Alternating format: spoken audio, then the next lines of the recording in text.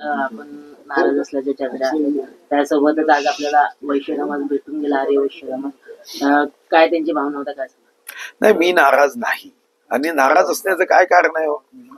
237 आमदारापैकी 42 लोकांना संधी प्राप्त झाली. त्यामधली एक विधान परिषदची संधी सोडली तर 196 आमदार असे आहेत की ज्यांना संधी नाही. मग 196 आमदारांच्या मधला मी एक जर असेल तर नाराज असण्याचं काय कारण आहे? आणि शेवटी कोणतंही पद हे स्थायी कधीच नसतं. पद येतं आणि जातं. आज ओहोटी असेल तर उद्या भरती येणार आहे. आणि म्हणून या विचाराने मी पक्षाचं कार्य वयाच्या 15व्या वर्षी सुरू केलं. माझे वडील, मी तर अशा कुटुंबातला आहे की मी तर खरं तर राजकारणातच आलो नसतो जर आणीबाणी लागली नसती.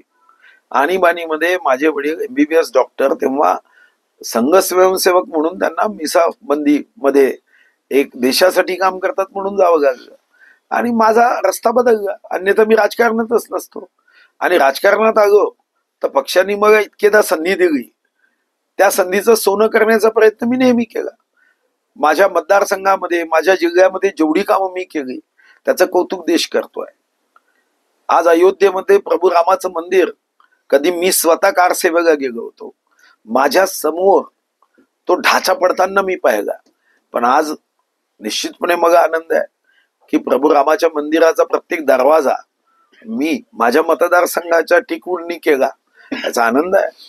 मी संसद भवनामध्ये असणारा प्रत्येक दरवाजा, खासदार कुठचाही असू द्या, पण त्याला जावं मात्र माझ्या मतदारसंघाच्या दरवाजातून लागतं. हे सौभाग्य नाही का?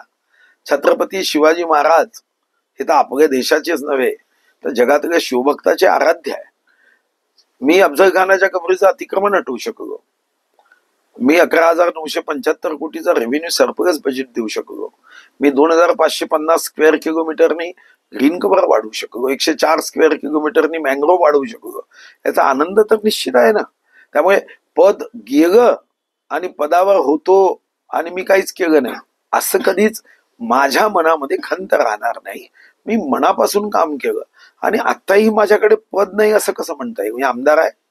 आणि आमदार म्हणून माझ्या हातात महाराष्ट्र विधानसभेच्या 180 पानाचं पुस्तक आहे की ज्या 180 पानाच्या पुस्तकातल्या संसदीय आयुधांचा उपयोग करून मी विधानसभेत माझ्या मतदारसंघाच्या जनतेची सेवा करण्यासाठी, जिल्ह्यातील जनतेची सेवा करण्यासाठी, विदर्भाचे प्रश्न मांडण्यासाठी आणि महाराष्ट्रातल्या दीन दुर्बल शोषितांचे प्रश्न मांडण्यासाठी माझ्या हाती मोठं शस्त्र, आयुध हे जनतेने आमदार म्हणून दिलंय.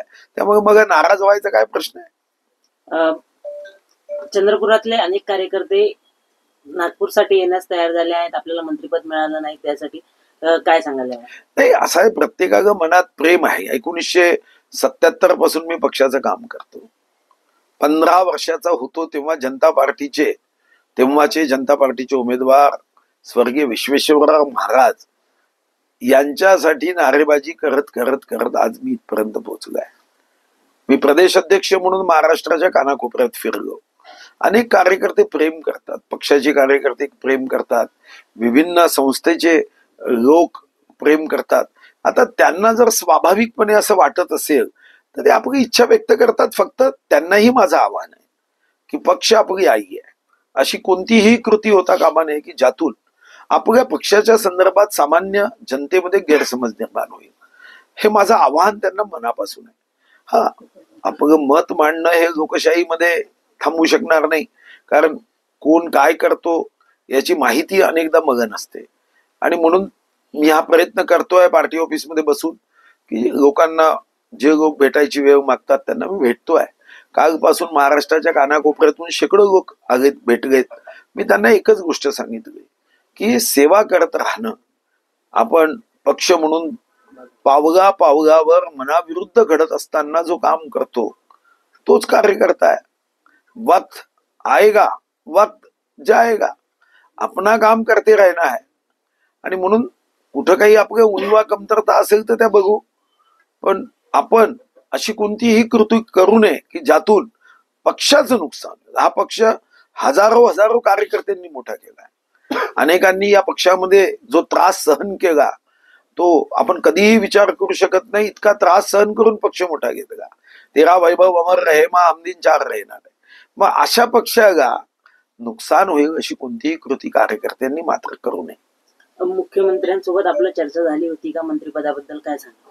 नाही, मला मंत्रिपदाचा विस्तार होण्याच्या अगोदर त्यांनी मला सांगितलं होतं तुमचं नाव आहे, आणि माननीय बावनकुळे साहेबांनी सुद्धा 13 तारखेला रात्री ते 2-2.5 तास माझ्याकडे बसले होते, तेव्हाही ते मला म्हणाले असा विचार कसा करता, तुमचं नाव 100% आहे.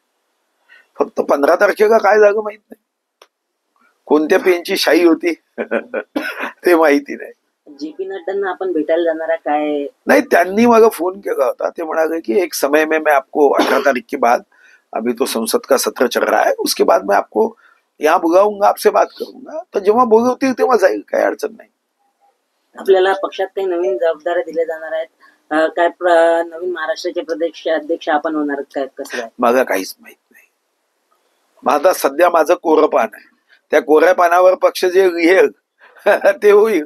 आता तर कोरं पान आहे, जनतेने एक पान आमदार म्हणून बघा दिलं, आता दुसरं पान संघटनेचं किंवा जबाबदारीचं हे तर कोरं आहे.